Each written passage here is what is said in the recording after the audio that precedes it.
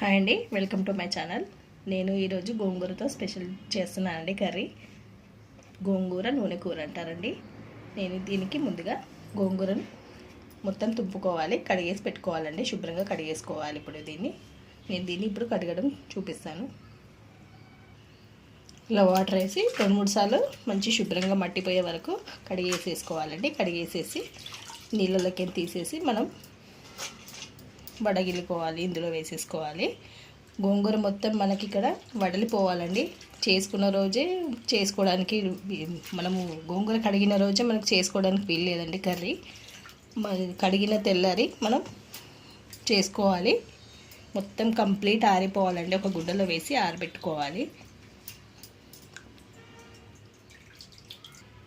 ఇలా మొత్తం వాటర్ పోయేదాకా ఈ స్టీల్ జల్లెడలో వేసేసుకోవాలండి. మొత్తం వాటర్ వెళ్ళిపోయిన తర్వాత మనం గుడ్డలో వేసుకొని ఆరబెట్టుకోవాలి. అది ఎలానో ఇప్పుడు చూపిస్తాను. ఇలా ఒక టవల్ పరుచుకొని ఇందులో మనం గోంగూర అంతా వేసుకోవాలండి. మొత్తం ఆరిపోవాలి. నీరు పోయేంత వరకు ఉంచుకోవాలి. మొత్తం బడలిపోవాలి ఆకు అంతా.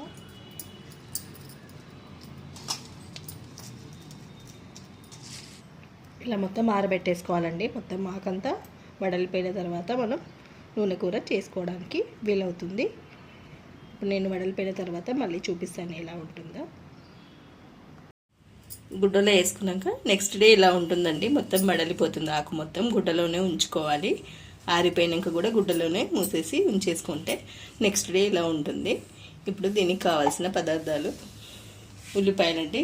ఒక 3 ఉల్లిపాయలు, పెద్ద ఉల్లిపాయలు తీసుకోవాలి. చాలా పడతాయండి ఇందులో ఉల్లిపాయలు. పచ్చిమిరపకాయలు ఒక 4 పచ్చిమిరపకాయలు, వెల్లుల్లి రెమ్మలు, కరివేపాకు కొద్దిగా. ఇప్పుడు మూకుడు పెట్టుకొని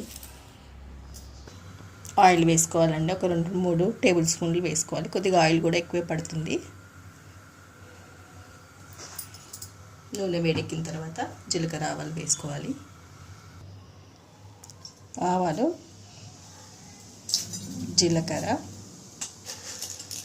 కొంచెం పచ్చి శనగపప్పు, ఒక 2 ఎండుమిరపకాయలు కూడా వేసుకోవాలి. దూరగా వేయించుకోవాలి.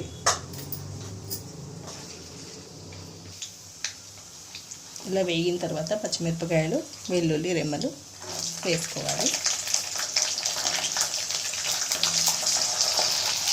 అలాగే కొంచెం ఇంగువ కూడా వేసుకోవాలి.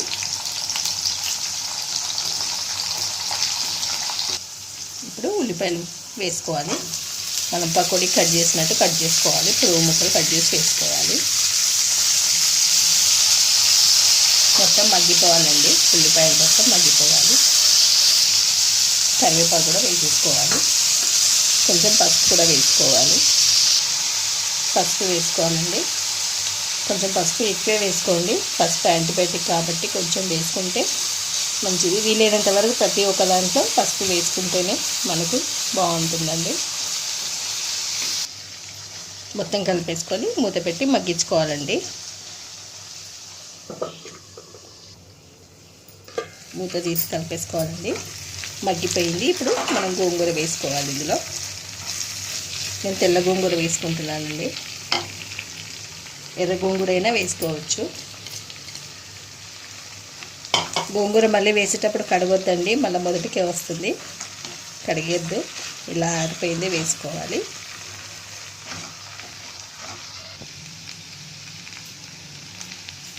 ఇప్పుడు ఇందులో మనం రుచికి సరిపడా ఉప్పు వేసేసుకోవాలి.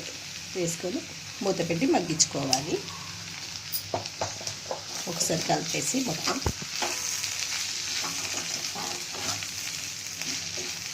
మూత పెట్టేసి మగ్గించుకోవాలి.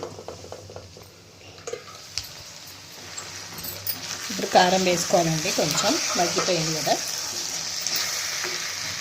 మిరపకాయలు వేసాం కాబట్టి కొంచెం కారం చూసి వేసుకోవాలి. మళ్ళీ మూత పెట్టేసి మగ్గించుకోవాలి. ఇలా మొత్తం ఉడికిపోవాలండి. గోంగూర రెడీ అయిపోయినట్టేనండి. ఇప్పుడు స్టవ్ ఆఫ్ చేసేసుకోవడమే. సర్వింగ్ ప్లేట్లోకి తీసేసుకోవాలి. సర్వింగ్ బౌల్లోకి స్టవ్ ఆఫ్ చేసేస్తున్నాను. చాలా బాగుంటుందండి ఇలా చేసుకుంటే గోంగూర నూనె కూర. పప్పు పచ్చడి కాకుండా ఇలా కూడా ట్రై చేసి చూడండి ఒకసారి. చాలా బాగుంటుంది. రెడీ అండి గోంగూర నూనె కూర. చాలా బాగుంటుంది. ఇది 2 రోజులైనా నిల్వ ఉంటుందండి ఈ కర్రీ. మీకు ఈ వీడియో నచ్చింది అనుకుంటున్నాండి. నచ్చినట్లయితే లైక్ చేయండి, షేర్ చేయండి, అలాగే సబ్స్క్రైబ్ కూడా చేసుకోండి. పక్కన ఉన్న బెల్ ఐకాన్ని క్లిక్ చేయడం మాత్రం మర్చిపోకండి. Thank you.